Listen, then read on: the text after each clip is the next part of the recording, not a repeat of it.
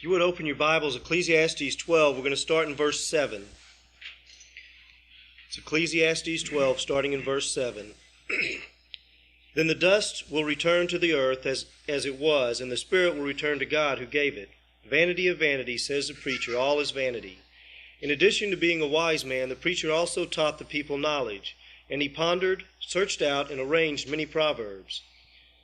The preacher sought to find delightful words and to write words of truth correctly. The words of the wise men are like goads, and the masters of these collections are like well-driven nails. They are given by one shepherd. But beyond this, my son, be warned. The writing of many books is endless, and excessive devotion to books is wearying to the body. The conclusion, when all has been heard, is fear God and keep his commandments, because this applies to every person. Because God will bring every act to judgment, everything which is hidden, whether it's good or evil. The book of Ecclesiastes, along with Job and Song of Solomon, are the most perplexing books in the Bible for many people to study, and yet they're rich as cream. The word Ecclesiastes literally means the preacher, or the speaker, the teacher. Some say it means the philosopher. When you understand that there is such a thing as good Bible psychology or philosophy, as over against the philosophies of men, which we're warned about and against in Colossians 2:8, then it does make sense. 29 times in these 12 chapters, the phrase under the sun is found. And there's a contrast between the way men see things under the sun in their own vision and what God reveals from heaven. And usually there's a contradistinction between the two. This is an intriguing book. And before we get to chapter 12, which is our outstanding chapter that we announced we'd study tonight, we need to precede it with some study in some of the other chapters to get an overview and sort of a feel for the book. But there's enough in chapter 12 alone to really pique our interest. Years and years ago, when I was about 19, I was asked to lead singing in a gospel meeting out in Bayard, Texas. I've since been back there twice to preach in gospel meetings. But I never shall forget a man who was a track coach at a university and was well known in the Southwest, was also a preacher. He was one of the most unusual, unique speakers I've ever heard. They had day services at 4 in the afternoon and then evening services at 8. That's rather usual in farming and ranching country, for it's better in taking care of the cattle and so forth and their meals. But anyway, in one of those day services, he gave a summary overview of Ecclesiastes 12. I'm not sure at that time I'd ever read a single word in the book of Ecclesiastes except just to say I'd read every book of the Bible, but as far as studying it. And it was one of the most interesting, challenging, thought-provoking, constantly in your mind after you got through lessons I ever heard. And I still remember 2 or 3 things he said that I never would have gleaned from that chapter just reading it. But Ecclesiastes is so unusual. See, Solomon, who wrote it, inspired by the Holy Spirit, was, according to most historians, the wealthiest man who ever lived, meaning for the wealth of his day and how much of it he possessed. That he was probably the wealthiest man who ever lived, richer than J. Paul Getty, richer than John D. Rockefeller Sr. He really had everything at his disposal. And when the Queen of Sheba, the Queen of the South, according to 1 Kings chapters 8 through 11, came to visit him, having heard of his greatness, she fainted and came to and said, the half has never yet been told. In other words, he's even wealthier and wiser than anyone has ever said he was. Well, in Ecclesiastes 2, verses 1 through 11, we have the teaching of the Bible that probably helped inspire Brother Tedley write, Earth holds no treasures but perish with using, however precious they be. Here was a man that had everything. In fact, he said that whatever mine eyes saw that I coveted, that I desired, that I wanted, I purchased. I made it my own. Whether it was men singers or women singers, the treasures of the earth, whatever it was. If I wanted it, I got it. It was mine.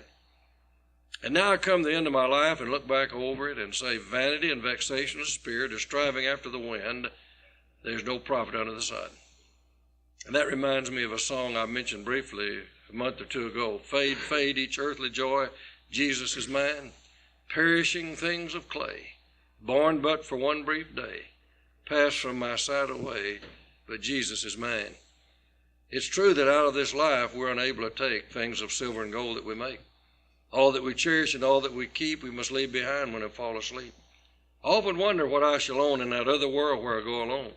What shall they hear and what shall they see in the soul that answers the call for me? Will the great judge come in when my task is through, my spirit for gaining some riches too? Or at the last shall it be mine to find? All that I've worked for I've left behind. And I don't care if you're a pauper, a peasant, the wealthiest one ever lived, you're going to leave it all behind. We'll all stand on level ground in judgment, and whether we were pompous and wealthy, prestigious, well-known, or someone in the gutter, whatever we had we'll leave behind. And we'll go before the judgment bar of God alone to give answer for the deeds we have done in our body, whether it be good or bad. And that's how Ecclesiastes ends, verses 13 and 14 of chapter 12. There are many interesting things, like in chapter 5, 1 to 4. When you make a vow before God, defer not to pay it. In other words, when you make God a promise, keep it. Now, of course, you have to harmonize all the rest of the Bible with that. That doesn't say when you make a vow to a secret fraternal order, or when you make a vow to earthly institutions, or when you make a vow you shouldn't have made in the first place. That has nothing to do with God. He's saying when you make a promise to God, keep it. He keeps his promises. He cannot lie. He's immutable, Hebrews 6:18. Let God be true and every man be found a liar, Romans 3, verse 4. And so he's simply saying when you make a covenant with God, don't break it. It's too serious. When he tells you something to do and you do it, don't break away from that. Continue in it. Be steadfast, unmovable, always abounding in the work of the Lord, 1 Corinthians 15:58. There's a parallel thought in Ecclesiastes 9:10. And one of my brethren that was quite a Bible student, when asked by me what his favorite verse in the Bible was, he immediately said, without any reflection, Ecclesiastes 9:10, whatsoever your hands find to do, do it with all your might. You ever know members of the church that promised big and did little? Their performance level was poor. On the other hand, have you ever known someone that if they said they'd do something, their word was as good as gold, it was their bond? Whatsoever your hands find to do, do it with all your might. If we had every member of every congregation ardently serving God without making excuses, look what we could accomplish. And incidentally, I want to again compliment this congregation. When Ned led the prayer, it talked about the closeness we have as children of God within this congregation. A lot of congregations that are 3, 4, 5, 800 members don't have the close tie and affinity that exists here. And percentage-wise, the number of people here and the contribution and the vast majority of that which goes to spreading the gospel puts a lot of people to shame. Well, we could do better, and we're going to keep on doing better. We're not putting on the brake and sliding back downhill. But we've got a lot to be grateful for. I told my wife, even today, coming over here, the nucleus of this congregation, very faithful, very devoted. And it's a joy and a thrill to be a part of it. It pleases me no end that we're helping Brother Brown down in Jamaica, since he is from Jamaica and intends to live there the rest of his life. You just can't beat that. That's supporting a man from Jamaica to spend his life preaching in Jamaica. And he's the type that'll build up a congregation, and one of these days won't need the support, because he'll build within them a desire to do their own work and support him. In the meantime, we have fellowship with him in the gospel, and each time we count the contribution, a great chunk of that goes to evangelism. So there are a lot of things we're to be grateful for. Whatsoever your hands find to do, do with all you might. There's some other interesting passages, like in 7 verse 20. There's not a just man upon earth that doeth good and sinneth not. Sin runs rampant in the world, and it easily rubs off on people who intend to be righteous. We've got to really strive against Satan and sin. I believe one of the most potent verses in the Bible about the devil is 2 Corinthians 2:11. Paul said, we're not ignorant of his devices, lest Satan gain advantage over us. Don't underestimate the power of the devil. Don't undersell him. He is a wicked, atrocious, fiendish lion who walks about seeking whom he may devour.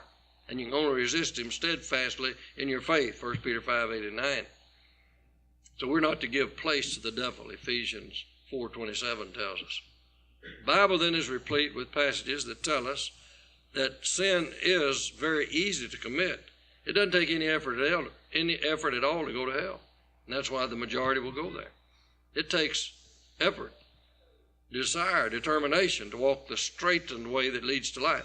I was 20 years old before I knew how the word straight was spelled in Jesus. Straight is the gate and narrow the way. I'd always heard preachers say, walk the straight line like Jesus said. That's not what he's talking about.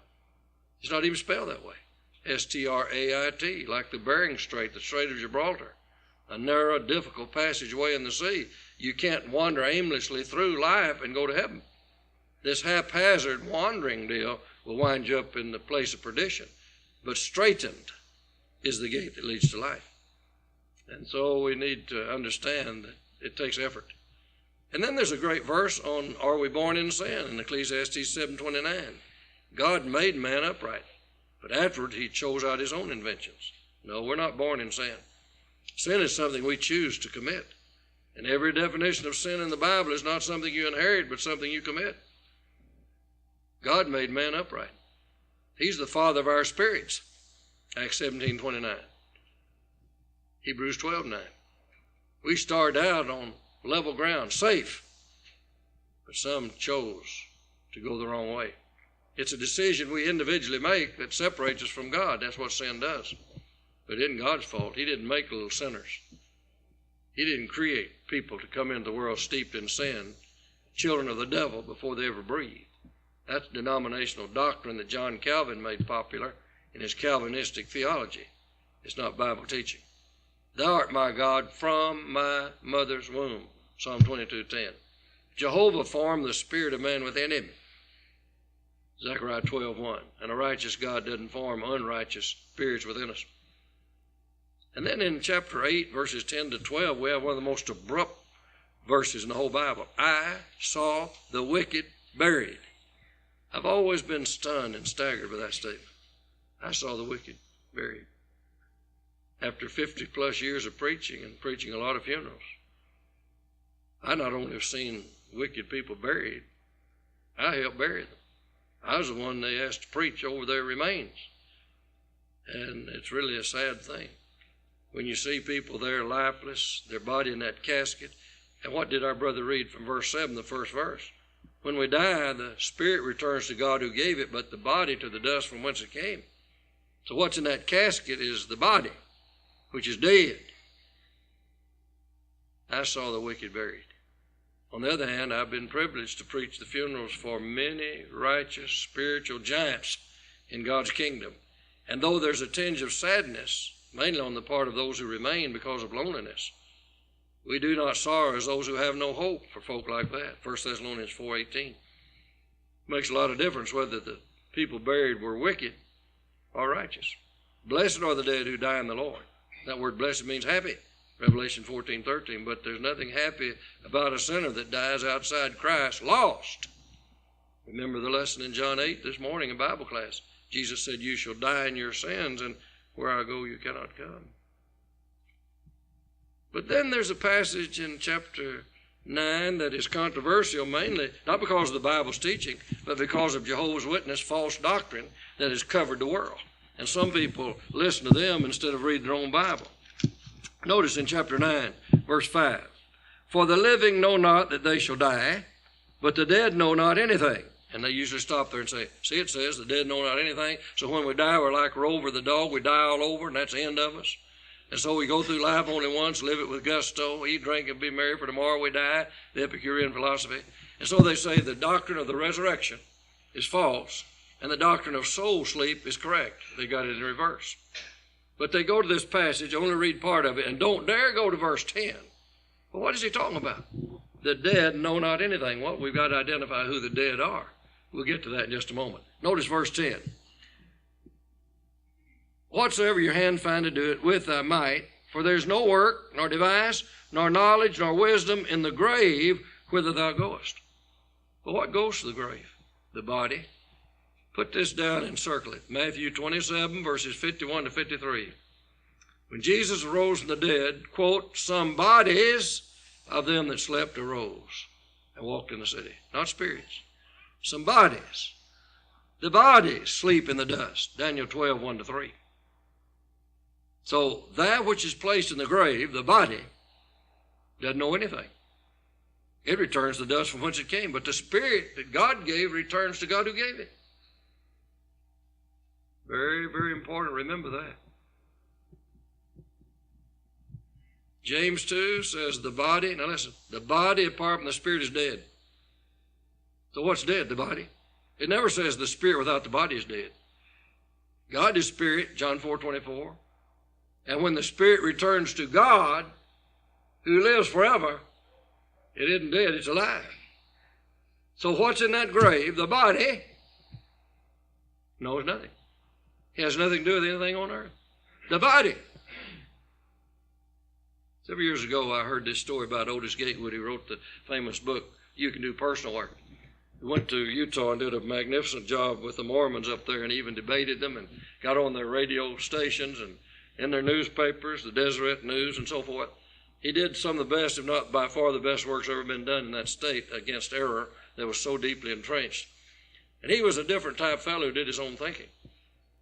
And when George Pepperdine, who was the man who was very wealthy because of Western auto stores, moving his empire from Kansas City, where he'd grown up, to Los Angeles as it was beginning to boom, became a multi-millionaire, when $1 million was lots and lots and lots more money than it is today. And when Brother Gatewood, who had known him for years, and incidentally, Brother Pepperdine rolled over in his grave if he knew what happened to the school that bears his name. But anyway, Brother Gatewood knew that George Pepperdine was dying. And on purpose, he went to see him in the hospital. He said, George, when you get to heaven, look up my wife, who died a couple of years ago, and tell her her husband's a good boy, being a good boy. Well, you know, he may have a concept that's a lot more Bible-based than the other thought on the other side. We may think that's foolish, but you analyze the Bible, and if the spirit returns to God who gave it, and the body dies, is down there in that dust, and returns to dust, and the spirit's alive, and Hebrews 12 says we're enrolled in the church of the firstborn ones whose names are enrolled in heaven with the spirits of just men made perfect. So before we laugh at what he said, we might ought to reconsider. But that's the answer to the Jehovah's Witnesses' false doctrine, and I think they even know better. But see, if I believe what they believed, I couldn't believe in the resurrection. Because if you're annihilated when you die, you can't resurrect something that doesn't exist. They have to believe in a recreation. So every passage on the resurrection in the Bible, according to them, is false. I'd rather believe they're false and the Bible's right. Then 11, verse 1. Cast your bread upon the water, and it'll return not many days hence. You know what that means? You'll reap what you sow. You cast out on the waters of life immorality, impurity, unholiness. What's going to return to you? What you sowed. Those who sow the flesh shall of the flesh reap corruption. Those who sow the Spirit shall of the Spirit reap life everlasting. Galatians 6, 7, and 8. Hosea said, you've sown to the wind, you'll reap a whirlwind. That's pretty strong language, isn't it? Hosea 8, 7. Be sure your sin will find you out. Numbers 32, 23. Now we're ready for chapter 12. You're getting a flavor of what the book's all about and the subjects it hinges on and teaches and elaborates on. But he begins, young people, listen now. Remember now thy Creator in the days of thy youth, before the evil days come and the years draw nigh when thou shalt have no pleasure in them. I think I misunderstood that for years and years. I didn't read it right, or I was taught wrong on it. You know what that means? It literally means early in your life, choose to serve God. Choose to be spiritually minded. And as you get older and Satan and the world tempts you, you'll say, I don't have any pleasure in that sort of thing. I committed my life to God when I was very young, and I'm sticking with it. I'll tell you one thing, if you do that, you'll never be ashamed of your decision. But if outwardly you say that's what you did and disprove it by your lifestyle, you'll be miserable. There's no one more miserable than the person who knows he's living beneath his privileges, not living up to what he determined he'd be and do.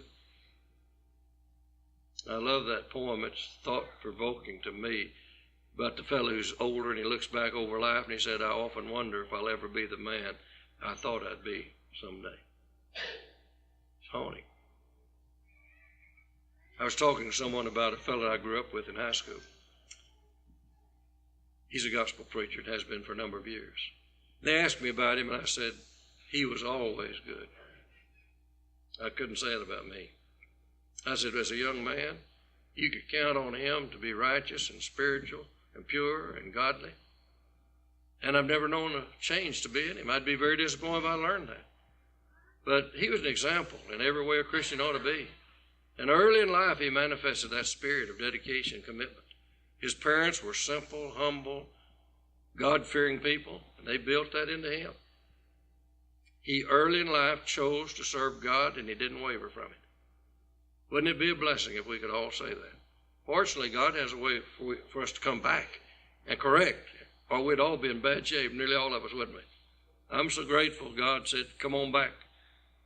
I love you. Do you love me? Like he did with Peter 3 times. Lovest thou me, lovest thou me, lovest thou me. Threefold opportunity to affirm the love he'd once denied. Young people, early in life, determine you're going to serve God. Never waver from that commitment. I don't care for everybody else in school, in your community, and everybody kin to you, and even some weak-kneed members of the church live a worldly life. You don't have to. Peer pressure is idiotic reasoning. I did that because they do that. What about the word example and influence? Who's going to be the example and influence to others? Why don't you let them feel your peer pressure, that you're going to serve God regardless? External things will not draw you away. Is there a New Testament counterpart? Yes, 1 Timothy 4:12. Paul told his young son in the gospel, let no man despise thy youth, but be thou an example. And then he closed that chapter by saying, Timothy, take heed unto yourself and your teaching, continue in them, for in so doing thou shalt both save thyself and them that hear thee. 1 Timothy 4:16. Young people, if you live in such a way as Ecclesiastes 12:1 challenges you, when you come to the end of the way, you'll have cause for no serious regret. Thank God we can make amends for when we went astray, but why go astray? Why have to be Romans 6:21. What reward have you now in those things whereof you're ashamed? Romans 6:21. And if you think I preach from a self-righteous standpoint, you haven't listened very well to me. God's good to me to let me preach the gospel. To call me out of a pig pen I jumped into all by myself, though I knew better. The world just doesn't give you peace and happiness and joy. It's just not there. Oh, the devil promises big but performs little. And then you got a conscience sullied and life that you wish you could recall. I've often said this, and I'm not trying to be cutesy. I wish they sold magic erasers that could erase a year and a half in my life, and I'd buy them, I don't care what they cost. But that isn't the way it works. The blood of Christ can wash away sin. I understand that, and I believe that with all my heart. I'd have quit a long time ago if I didn't believe that. But the point is, why get in such a mess? Why not just be righteous and spiritual and have peace passing understanding, Philippians 4:7, and go to bed each night with a clear conscience? Remember now thy Creator in the days of thy youth, before the evil days come, the years draw nigh when thou shalt say, I have no pleasure in them. And then it begins to discuss in vivid, picturesque, versatile, vital, thrilling, challenging language how we grow old much sooner than we wanted to. And how that everything that once was strong, our eyes, our hands, our feet, all began to waver. We need to make the right decision so that when we're crippled, you might say, we will have spiritual things to lean upon. Notice verse 2. While the sun, or the light, or the moon, the stars be not darkened, nor the clouds return after the rain. He begins to draw a picture of a fellow whose eyes are going out, and his hands, the keepers of the house that ward off evil, are trembling and palsied, and the strength that was once in them is not there. He talks about how his hair, if he has any, is gray, like the almond tree. It's really one of the most interesting things you've ever seen. And when he talks about the bowl and the cistern be broken, he's talking about that which sustains life. You're about to go out of here. As one old boy said, you're about to croak. And for the last 7 weeks, I've felt very, that may be why I chose this chapter. I've kind of have an affinity toward it. While the sun or the light of the moon, the stars be not darkened, or the clouds return after the rain. When I was in Amarillo in a gospel meeting about 2 years ago now, one of the elders is the leading eye doctor in all of the panhandle of Texas. He not only has a huge practice in Amarillo, he goes to Pampa and Borger and others during the week and holds session. He's just really good. And he knows just about everything you can know. He could tell that my eyes weren't good, and so he said, come on down to my place tomorrow afternoon. I'm going to block off about an hour's time, and I'm going to see what we can do. It would take him very long. I couldn't even register on some of those test he was giving, he turned to me and said, Johnny, you won't get your next driver's license. He said, it's not going to get better. It's going to get worse. It's fading now, isn't it? I talked to another eye doctor. Remember the church in Martin, Tennessee, one of the finest guys I ever knew. He wasn't quite that disastrous in his conclusion, but he wasn't too hopeful either. Well, I used to have the best eyes of anybody. Nobody could see any better than I could. But it's been a long time since that's happened. And it makes you think. It really does. And as you get older and older and older, and it's not going to get better. In fact, you know what that elder did before I left? He said, come back here in this room. I've got it set up. I want to show you what we can do with eyes like yours, and even when they get worse. He said, my own mother had to have this. And on a table there, he had some kind of reflector there and a big print Bible like this, only bigger and clearer than this. And he had a way of projecting the light over the open Bible onto a white wall like that. And I'm telling you, I could read that like I could when I was 30 years old out of a small print Bible. He said, you're probably going to come to that. He said, I'll come to your house down there in Arlington and set that up for you. Well, I went out encouraged for his kindness, but I also went out realizing he wasn't whistling past the graveyard. That's the way it's going to be. And that's exactly what the writer here is saying. Verse 3, in the day when the keepers of the house shall tremble, that's your hands, and the strong men shall bow themselves, you're bending over, the grinders, there's your teeth, cease because they're few. One fellow said to his sweetheart, your teeth remind me of a soft drink. 2 down and 7 up. Well, that's the way a lot of people are getting pretty quick. And those that look out of the windows be darkened, and the doors shall be shut in the streets, when the sound of the grinding is low, and he shall rise up at the voice of a bird. I'm getting up earlier and earlier and earlier, aren't you, as you get older? I can't sleep real well at night. I got up about 4:30 this morning. I wrote the best sermon outline I've come up with in a long time. That's about the only thing I got out of not sleeping. And I've been reviewing books like Psalms and Proverbs with the lights out and so forth, trying to remember how much I could recall and so forth. But I hit upon a sermon idea that one of the best, and I'm only comparing me with me now, that I've come up with in a long time. You got to use those night times for something worthwhile. And so I got up and went in there and turned on a light and got me out a fountain pen and a piece of paper, and I got me a 10-point sermon on Bible roads, roads in the Bible. The road to Emmaus, the road to Caesarea, the word to Gaza Strip, as it's called today. And on. There's about 10 of them. But you have to do something when you can't see. The door shall be shut in the streets. When the sound of the grinding is low, he shall rise up the voice of the bird, and all the daughters of music shall be brought low. And you know, as I get older, I appreciate a sunrise and a sunset more than I ever did. One thing I loved about living in West Texas, I believe they have the most beautiful sunsets. They're beautiful around here too, but they're just about 3 times more beautiful. And as you get older, you thank God, you literally thank God that you see the sun come up and the sun go down and the vivid rays that no artist can paint totally and accurately. The daughters of music shall be brought low, and when they shall be afraid of that which is high, that used to not bother me at all, but teeter-tottering like I do sometimes, without a railing like my brother fixed for me here, that's not much fun. I tell you, I see myself marching through this book. I didn't know he knew me that well. When they shall be afraid of that which is high, and fear shall be in the way, and the almond tree shall flourish. I told one of the girls today that I was bald-headed, and she said, oh, you got some gray. I'm pointing right there. Yeah, both hairs. I really appreciate them. Desire shall fail because man goeth to his long home, and the mourners go about the streets. More and more of my contemporaries are dying. I went to the only high school reunion I've ever gone to, the 50th one. Never had been to any others. I stood there and tried to find some of my best friends.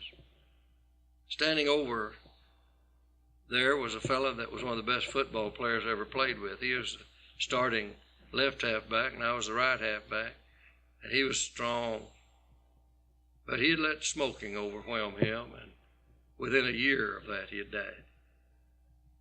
I looked for the fellow who was the center on the team and was a member of the church, but out of duty. He did. The one who passed the football, dead. It's amazing how they drop out like flies. We're supposed to meet again in 55th deal, and that's 2002, and it's going to be depleted because 45 were already dead out of a class of about 280. It's amazing. When I got back, I called a friend of mine who was a co-captain, played in. He was assistant district attorney of Grayson County. He was in the hospital real ill. I talked to him, and about a week later, he was dead. We've got to realize that it's appointed a man wants to die for this coming judgment. Hebrews 9:27, we must all surely die. 2 Samuel 14:14, or as water spilt upon the ground that can never be gathered again. There's but a step between me and death, 1 Samuel 20, verse 3. Man is like a breath, his days are but a passing shadow. Psalm 144:4. Or ever the silver cord be loosed, and this was picturesque language for when people died. Or the golden bowl be broken, or the pitcher be broken at the fountain, or the wheel broken at the cistern. Then shall the dust return to the earth as it was, and the spirit shall return unto God who gave it. Young people, listen to me now. Do you believe the Bible? Do you believe that it's inspired of God? Then why do you put so much emphasis on externals? How pretty you look, how handsome you look, how well-dressed you are. I'm not talking about being neat. I'm talking about being overly expensive to draw attention to yourself in the physical realm so someone will say how handsome, how beautiful. In other words, I'm talking about shallow thinking. If you believe this and the dust returns to the earth as it was, when I was in high school, a person's body was worth $1.98. That's all the chemical compounds that would make any money, the entire body. Now it's up, inflation set in as $5.47, I believe now. And yet that's what we treasure so much and preen about and get so concerned over, and how do I look and how do I appeal to others. And so much vanity goes into that which is just a bunch of dust. But the spirit of the person lives on and on forever. That's what we ought to beautify. Vanity of vanities, saith the preacher, all is vanity. And moreover, because the preacher was wise, he still taught the people knowledge. Yea, he gave good heed and sought out and set in order many proverbs. The preacher sought to find out acceptable words, and that which was written was upright, even words of truth. Sanctify them by thy truth. Thy word is truth. Jesus prayed in John 17:17. The word of the truth of the gospel, Colossians 1:5. The words of the wise are as goads and as nails fastened by the masters of assemblies, which are given from one shepherd. They last, they fasten. Goodness does, righteousness lasts, endures. And further, by these, my son, be admonished. Of making many books there is no end, and much study is the weariness of the flesh. All the books of men that fill all the libraries of the world are not worth a farthing in comparison to the book of God. It's the scripture that will judge us, John 12:48. Revelation 20:11 through 15, the books were opened, another book was opened, which is the book of life. That's the book that counts. I often tell the young men in schools of preaching, as well as older preachers too, you waste a lot of money just building up a big library you can brag on as a showpiece. It'd be a lot better if you'd learned the book thoroughly, from cover to cover. You know, the older I get, the more I can make it real well with the Bible, a Bible dictionary, and a Bible concordance. That'll keep you about as busy as you need to be. Oh, I have some good books, and some of them people have given me. But the point is, we can become enamored by what men say about the Bible instead of what the Bible says about men. And since we're going to be judged by the Scriptures, why shouldn't that be our emphasis? And one other thing, if these brilliant men, as they're called, from Yale and Harvard and Cambridge and Oxford are so smart, why aren't they New Testament Christians? How'd they miss the simple plan of salvation if they're so brilliant? I'd rather sit at the feet of a country hick preacher that knew the book and let the Bible be its own best commentary. Some of you are old enough to remember the name J. Early Arsenault. He was on his way up as one of the most well-known, well-respected preachers in the Dallas-Fort Worth area years ago. Preachers from everywhere came to sit on his porch and listen to him. He was a scholar of the Bible, didn't claim to be anything else. He moved way over in deep East Texas, over by New London, so he could get out and commune with God and nature more, and maybe study his Bible with less fanfare and not fight the rat race of going up and up, quoting the brotherhood. But you know what happened? those same preachers drove out to him by the droves to sit on his porch and talk to him about the Scriptures. An old country preacher didn't claim any claim to fame, but they said, that man knows the book. You can have a huge library, but it's just what men say. What does the book say? That's why we need more just basic Bible teaching. And further, by these, my son, be admonished, of making many books there is no end, and much study is a weariness of the mind or of the flesh. Let us hear the conclusion of the whole matter. This not only concludes this book, but the end of Solomon's life, and we're going to face up to this at the end of our days. Let us hear the conclusion of the whole matter. Fear God, and that means to stand in awe. I stand in awe of God. That's what hallowed means in the model prayer of Matthew 6. I stand in awe of God. I stand in awe of His Word. Psalm 119, verse 161. Stand in awe and sin not. Psalm 4:4. Fear God and keep His commandments, for this is the whole duty of man. For God shall bring every work into judgment with every secret thing, whether it be good or whether it be evil. Now, the only exception to that, according to the rest of the Bible, He won't bring into judgment the sins we've been forgiven of, that we were released from by the blood of the Lamb when we repented. But other than that, everything, even secret things, will be brought to light. That's a little bit on the scary side, isn't it? Even every secret thing.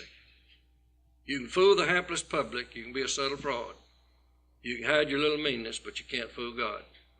You can advertise your virtues. You can self-achievement laud. You can boast yourself somebody, but you can't fool God. Neither is there any creature not manifest in His sight, but all things are open and naked before the eyes of Him with whom we have to do. Hebrews 4:13. For the eyes of the Lord are in every place, beholding the evil and the good. Proverbs 15:3. Thou, O God, seest me. Genesis 16:13. He sees you and me, all of us. Can't hide it. In the day when God shall judge the secrets of men by Jesus Christ, according to my gospel. Romans 2:16. I'm going to tell you that's a potent chapter, and we just touched the hem of the garment. I think you can see why I was fascinated when that brother many years ago, 51 years ago, unraveled that chapter to me. I wish I could remember everything he said. It was absolutely, exquisitely beautiful, eloquent. We extend the Lord's invitation. A couple of stanzas will be more when we get in the day of judgment. If you need to make things right with God in a public way because of public sin, now's the time to do it. And may all of us leave understanding the conclusion of this matter. God will bring every work into judgment. Let us stand and sing.